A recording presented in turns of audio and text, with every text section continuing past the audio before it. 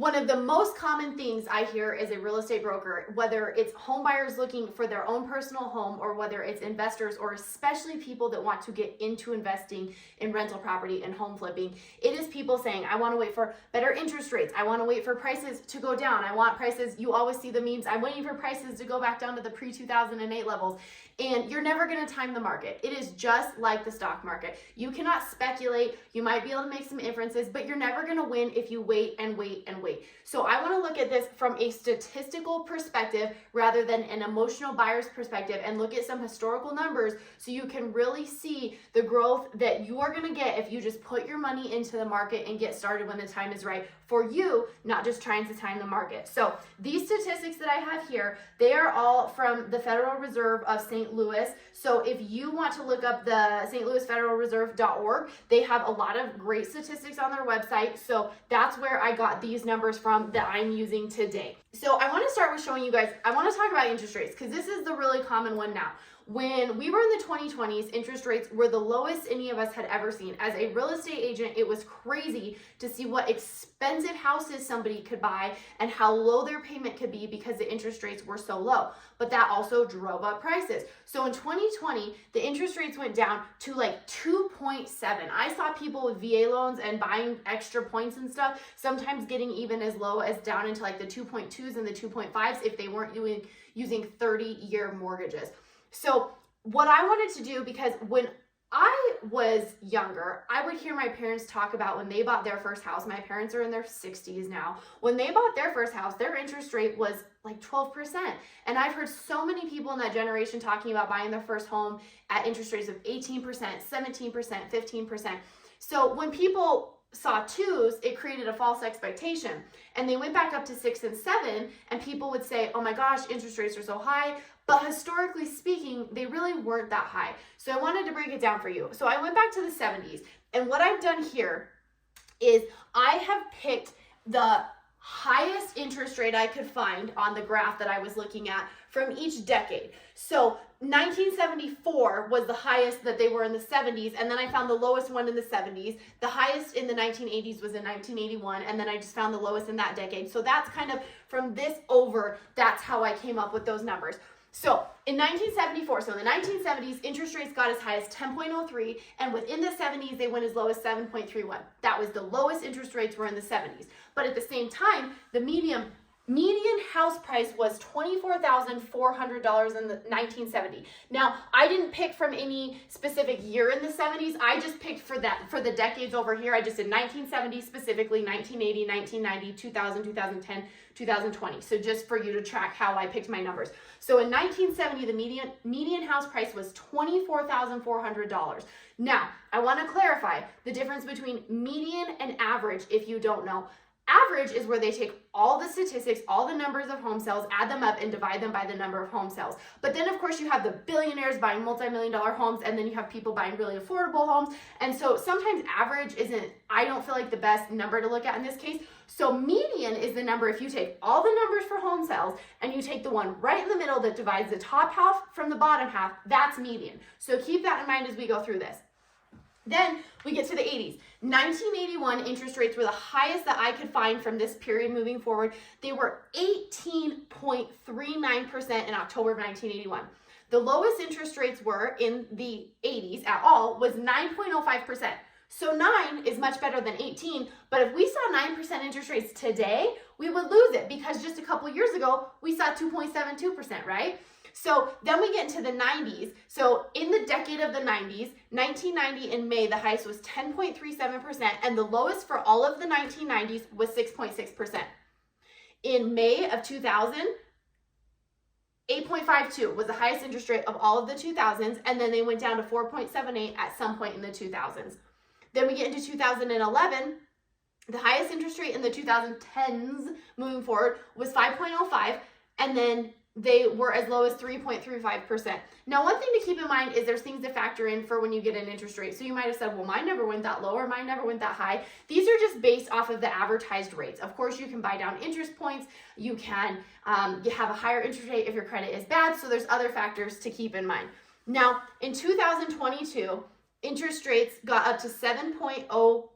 7.08% in October of 2022, but in 2020, they went all the way down to 2.72%.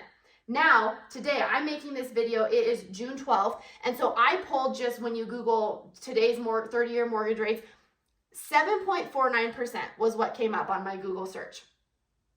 Now, I want to drive you over to the median house price.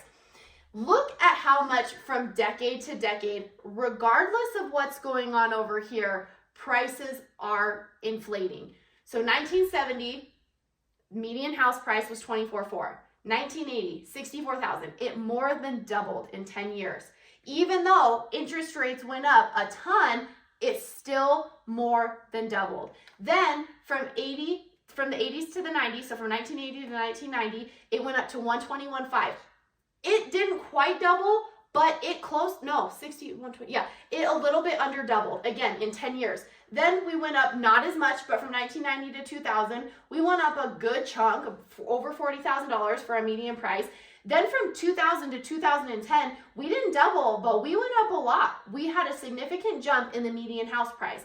From 2010 to 2020, had a huge jump, just under $100,000 jump. And then, so now these are the most recent statistics I can pull off of that Fed website. So at the end of 2022, in quarter four, $479,500 was the median house price in the US. So in 2022, when interest rates were in the sevens, this was still rising. Now in quarter one of 2023, median house price has gone down some, but it's still very high, $436,800, and interest rates have continued to rise, 7.49% today. This is what I pulled today. House prices are going up, and buying a home protects you from inflation. And here is why. If I have $5,000 in my bank account and I wait, $5,000 is a pretty good down payment on a $24,400 purchase. But if I waited 10 years, $5,000 is going to take a lot less off my principal here than it did here. Your money is losing value every single day, but house prices are continuing to climb. Interest rates are going to go up and down because they just will, based off of the economy, but you are never going to be able to time it right. If when this interest rate was 18.39% in 1980, I bought a property for $64,000 that potentially might be worth, and again, this isn't a direct correlation, but I bought something for $64,000 and I have it well paid off because it's been many, many years, and now it's worth this. Are you kidding me? Look at how your money grows, because you don't pay more as it becomes worth more. You pay what it's worth then, and then you hold on to it. Now, of course, when you try to speculate and buy and sell at the right time, there's always some risk. But if you are long-term planning to hold on to a property, if you want to buy it and hold it for yourself to live in and for your family to live in, or to give to your family in the future when you pass away, or you want to buy an investment property and hold it for a long term, all the people that I know that got into the market then, even though these were their interest rates, they are sitting pretty, right? It doesn't matter that your interest rate was potentially 19%. You have it paid off now. So the big part of that is, don't buy beyond your means. Don't buy a house you can't afford. Don't buy something that if you don't get paid tomorrow, you can't pay your mortgage. Make smart decisions that fit within your debt to income ratios. But if you try to wait and time the market, you will never win. You have to buy, if it's an investment property and it cash flows and it makes sense, buy it now. If it's a home and you can afford to live in it and you're comfortable within your budget and your salary,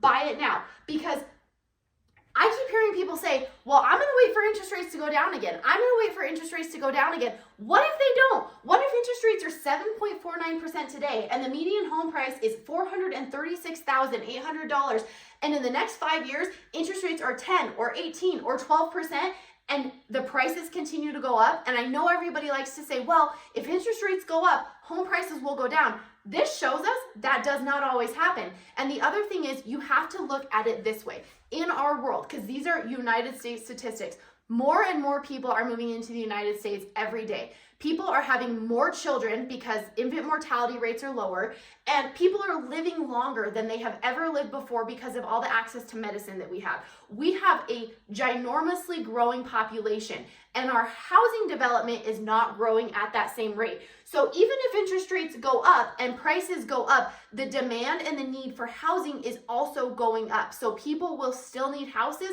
and as people live healthier and longer lives, that's only going to get worse, and we are going to run out of land and space. So investing in real estate now, even if it's expensive, if you can afford it, you need to do it, because it's only going to get harder and more difficult as time goes on and inflation increases even more. So look at your numbers and seriously consider if you can make a decision to get into something today.